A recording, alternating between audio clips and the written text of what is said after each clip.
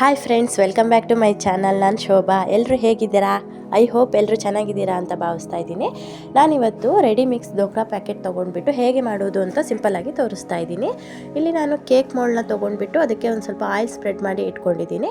ಹಾಗೆಯೇ ದೋಕ್ರಾ ಪ್ಯಾಕೆಟ್ನ ಓಪನ್ ಮಾಡಿ ಅದನ್ನೊಂದು ಪಾತ್ರೆಗೆ ಹಾಕ್ಕೊಂಡು ಅದಕ್ಕೆ 2 ಸ್ಪೂನ್ ಆಗೋಷ್ಟು ಎಣ್ಣೆ, ಹಾಗೆ ಚಿಕ್ಕ ಗ್ಲಾಸಲ್ಲಿ 2 ಗ್ಲಾಸ್ ಆಗೋಷ್ಟು ನೀರನ್ನು ಹಾಕ್ಕೊಂಡು ಗಂಟಿಲ್ಲದೆ ಇರೋ ಥರ ಚೆನ್ನಾಗಿ ಮಿಕ್ಸ್ ಮಾಡ್ಕೊಳ್ಬೇಕು.